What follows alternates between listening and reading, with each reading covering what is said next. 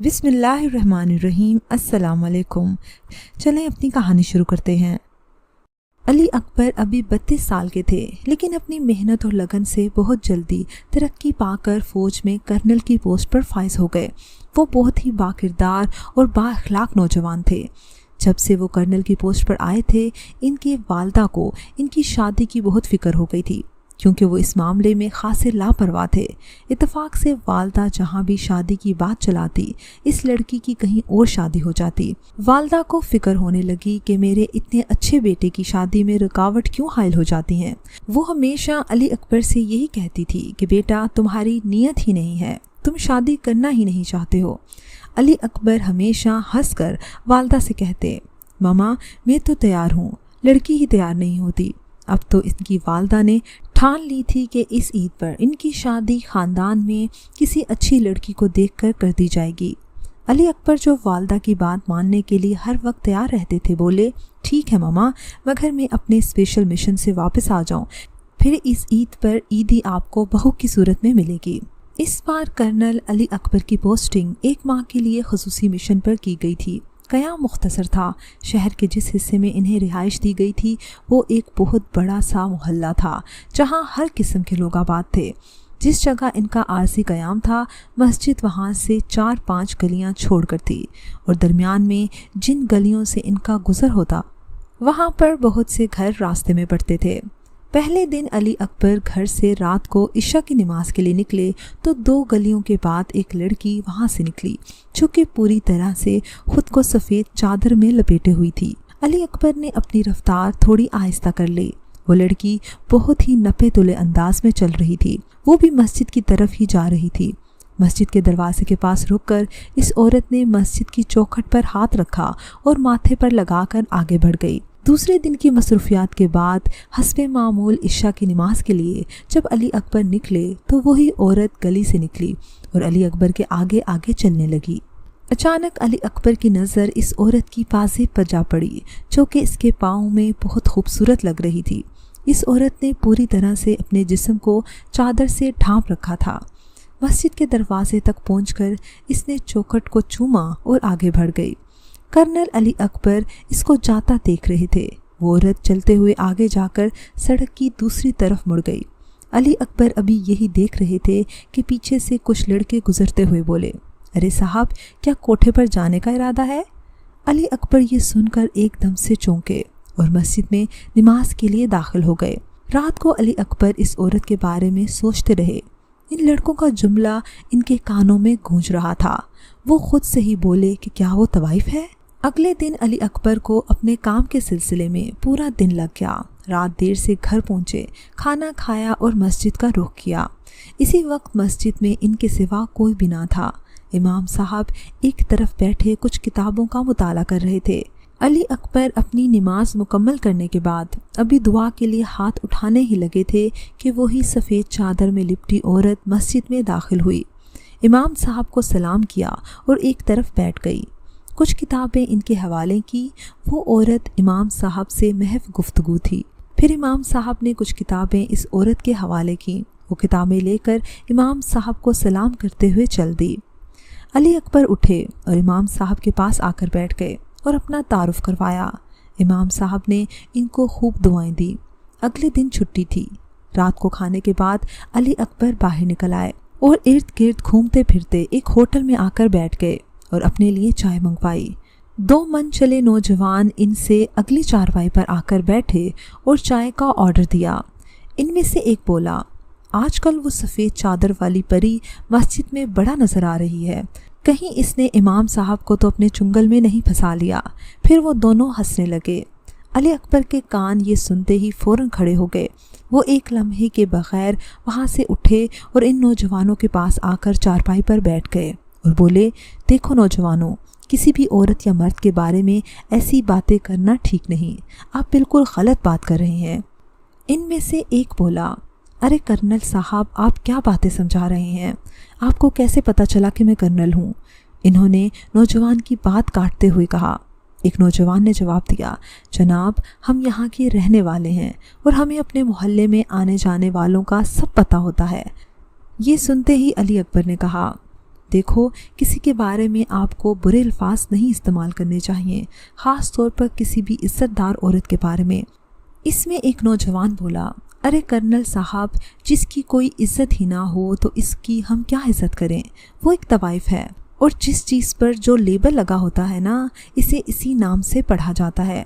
لیکن وہ ہے تو ایک انسان نہ، ہو سکتا ہے وہ کوئی مجبور ہو اور نہ چاہتے ہوئے بھی ایسا کر رہی ہو، اور سب سے پہلا لیبل تو اس کا عورت ہے، اور عورت تو ماں، بہن، بیٹی، بیوی، ہر طرح سے محترم ہے۔ علی اکبر نے غصے سے کہا، کرنل صاحب، وہ تو ان میں سے کچھ بھی نہیں۔ ایک نوجوان گویا ہوا، کرنل صاحب، کیا آپ اپنے گھر میں بحیثیت بیوی اس کو عزت دیں گے؟ دوسرے نوجوان کو شرارت سوجی۔ اس سے پہلے کہ علی اکبر کچھ کہتے، وہ نوجوان وہاں سے اٹھے اور اپنی راہ چل دیے۔ علی اکبر کو ان نوجوانوں پر بہت غصہ آ رہا تھا۔ وہ تھوڑی دیر بعد مسجد کی طرف چل دیے۔ جماعت کھڑی ہو چکی تھی۔ نماز ختم ہوتے ہی سب لوگ وہاں سے چلے گئے۔ تسبیح ختم کرنے کے بعد علی اکبر اٹھے اور امام صاحب کے پاس آ کر بیٹھ گئے۔ ابھی وہ بات شروع ہی کرنے والے تھے کہ وہی سفید چادر والی عورت مسجد میں داخل ہوئی اور سیدھے امام صاحب کے پاس آ گئی، سلام کیا اور بولی، امام صاحب، آپ کی کتابیں۔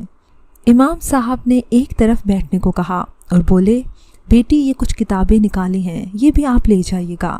وہ کوئی 22-23 سالہ لڑکی لگ رہی تھی، اگرچہ اس نے سفید چادر میں خود کو پوری طرح سے لپیٹا ہوا تھا، مگر بات کرنے کے دوران اس کی چادر منہ سے ہٹ جاتی تھی۔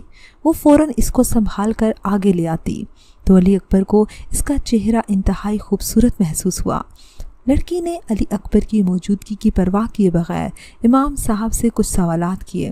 امام صاحب نے اطمینان کے ساتھ اس کے سوالات کے جوابات دیے۔ لڑکی نے بڑے دکھی ہوتے ہوئے امام صاحب سے پوچھا، امام صاحب، آپ کے پاس میں مسلسل 1 ماہ سے کچھ نہ کچھ سیکھنے آ رہی ہوں، ہدایت چاہتی ہوں۔ مجھے معلوم ہے کہ میری وجہ سے لوگ آپ پر بھی کیچڑ اچھالتے ہیں، مگر آپ مرد ہیں، اس لیے وہ کیچڑ آپ پر تو دھل سکتا ہے مگر میرے اوپر نہیں، اور یہ کیچڑ اچھالنے والے مرد ہی زیادہ ہوتے ہیں۔ امام صاحب، آپ جانتے ہیں میں وہ راہ چھوڑ چکی ہوں، شاید اس مسجد کی چوکھٹ کی برکت سے اللہ نے مجھے ہدایت دی ہے، مگر امام صاحب، اگر میں دلدل میں پھنس گئی تھی تو اس میں میرا کیا قصور تھا؟ اب اس دلدل سے نکلی ہوں تو راستے میں ہر جگہ پتھر اور کانٹے پاؤں میں چبھتے ہیں۔ یہ کہہ کر وہ رونے لگی۔ امام صاحب نے بڑی شفقت سے اس کے سر پر ہاتھ پھیرا اور بولے، بیٹا، عزت اور ذلت سب خدا کے ہاتھ میں ہے۔ تم نے ایک بری راہ کو چھوڑ کر اچھی راہ کو اختیار کیا ہے تو یقیناً اللہ تعالیٰ تمہاری ضرور مدد کریں گے۔ پریشان نہ ہو، اللہ بڑا مددگار ہے، اللہ سے امید رکھو، وہ تمہیں ضرور عزت دلوائے گا۔ لڑکی نے امام صاحب سے کتابیں لیں اور آنسو پونچھتے ہوئے چل دی۔ لڑکی کے جانے کے بعد علی اکبر نے امام صاحب سے پوچھا، امام صاحب، یہ کون ہے اور آپ کے پاس کیوں آتی ہے اور اتنی پریشان کیوں ہے؟ امام صاحب بولے، بیٹا، یہ دراصل ایک طوائف تھی، اگرچہ اس لڑکی نے اس لفظ کو اپنے اوپر سے کھرچ دیا ہے مگر لوگ اس پر سے لیبل اتارنے کو تیار نہیں ہیں۔ معصوم بچی یہاں سے 4 گلی آگے کوٹھے پر تھی، اس کا اس مسجد کے پاس سے گزر تھا، اس کو میں ایک عرصے سے دیکھتا آ رہا ہوں، یہ ادھر سے گزرتی تھی تو اس مسجد کی چوکھٹ کو چوم کر گزرتی تھی۔ اللہ نے اس کو ہدایت فرمائی کیونکہ اس کے دل میں ہدایت کی خواہش تھی۔ رفتہ رفتہ یہ مسجد میں آ کر مجھ سے سوالات پوچھنے لگی، جو کہ میں اس کو اس کے اطمینان کے مطابق دیتا اور ساتھ ساتھ اس کو سمجھاتا بھی۔ پھر اس کو میں نے مطالعے کے لیے اسلامی کتابیں دینا شروع کر دی، جو کہ نہ صرف خود اس نے بلکہ کوٹھے کی دوسری لڑکیوں کو بھی دی۔ ان میں سے بہت سی لڑکیاں ہدایت پا گئی ہیں۔ وہ کوٹھا اب ویران ہو چکا ہے، اب وہاں پر بچیاں قرآن پاک کی تعلیم لینے آتی ہیں، یہ لڑکی بھی ان کو وہاں پڑھانے جاتی ہے۔ مگر بیٹا، دکھ کی بات ہے کہ عزت جو عورت کا حق ہے وہ اس کو کوئی دینے کو تیار نہیں۔ وہ اپنا دامن اس داغ سے دھونا چاہتی ہے مگر ہمارا معاشرہ اس کو عزت دینے کے لیے تیار نہیں ہے۔ گناہ سے انسان توبہ کر لے تو اللہ بھی معاف کر دیتا ہے، مگر ہمارے معاشرے میں رہنے والے لوگ کبھی معاف نہیں کرتے۔ امام صاحب کی باتیں سن کر علی اکبر خاموش ہو گئے۔ امام صاحب سے اجازت چاہی۔ علی اکبر کے واپس جانے میں صرف 1 ہفتہ باقی رہ گیا تھا۔ अच्छी खासी मसरूफियात के बावजूद मस्जिद में जाना इनका मामूल था। अगली रात जब वो नमाज से फारिग हुए तो इसी लड़की को इमाम साहब के पास किताबों पर बातचीत करते देखा। अली अकबर ने अपनी तस्बीह मुकम्मल की और उठकर इमाम साहब की दूसरी जानिब बैठ गए और बिला तौक़ुफ़ लड़की से मुखातिब होते हुए बोले, मोहतरमा, मैं आपसे शादी करना चाहता हूँ। लड़की की बात सुनकर एकदम चौंकी और अली अकबर की तरफ देखने लगी। मेरा नाम अली अकबर है और 1 माह के स्पेशल मिशन में आपके शहर में मेरी पोस्टिंग हुई है। मेरे जाने में 1 हफ़्ता रह गया है। मुझे आपका जवाब चाहिए। अली अकबर बग़ैर रुके एक ही सांस में सब कुछ कह गए थे। कर्नल साहब, क्या आप जानते हैं मैं कौन हूँ? क्या आपके घर वाले मुझे अपना लेंगे? वो बहुत ही तुर्श लहजे में बोली। हाँ बिल्कुल, क्यों नहीं। मैं अपने घर वालों को यहाँ लेकर आऊँगा, आपको बहुत इज्जत के साथ पूरी दुनिया के सामने लेकर जाऊँगा। मेरे नज़दीक आप सिर्फ एक औरत हैं और औरत हर लिहाज से मोहतरम है। अगर आप अपनी गुज़िश्ता ज़िंदगी से ताइब हो चुकी हैं, मुझे इससे कोई गर्ज नहीं और मुझे इससे भी कुछ नहीं पूछना। अगर आप अपनी गुज़िश्ता ज़िंदगी से ताइब हो चुकी हैं, मुझे इससे कोई गर्ज नहीं और मुझे आपसे ये भी नहीं पूछना कि आप कहाँ से आई हैं और कौन हैं। आप बेफ़िक्र हो जाएं। हमारे ख़ानदान में औरत को बहुत इज़्ज़त की निगाह से देखा जाता है। आप पर कोई उंगली ना उठा सकेगा। आपका जो भी जवाब हो आप इमाम साहब को बता दीजिएगा, मैं इनसे मालूम कर लूँगा। अली अकबर ने फ़ौरन जवाब दिया। वो लड़की जिसका नाम महानूर था इमाम साहब को सलाम करके चली गई। तुमने बहुत ही मुबारक काम किया है, तुम्हें इसका अजर अल्लाह ताला ज़रूर देगा। बस ये ख्याल रहे वो मेरी बेटी की तरह हैं। इमाम साहब ने अली अकबर को शाबाश देते हुए कहा। अली अकबर ने अपने घर वालों को फ़ोन करके बुलवा लिया। ईद के दिन बहुत सादगी से मस्जिद में निकाह पढ़वाया गया। पूरे मोहल्ले के लोग हैरान थे। ऐसी शादी और ऐसी ईद पहली बार देख रहे थे। अली अकबर महानूर को पूरी इज्जत से ब्याह कर साथ ले जा रहे थे। आज भी इस शहर के लोग कर्नल अली अकबर की मिसाल देते हैं और वो इस शादी और इस ईद को कभी नहीं भूलते। व्यूअर्स, मुझे उम्मीद है कि आपको हमारी आज की कहानी पसंद आई होगी। अगर कहानी पसंद आई है तो उसको लाइक कीजिए, शेयर कीजिए और कमेंट सेक्शन में अपनी राय का इज़हार लाजमी कीजिएगा। अगली कहानी तक इजाज़त दीजिए। अल्लाह हाफ़िज़।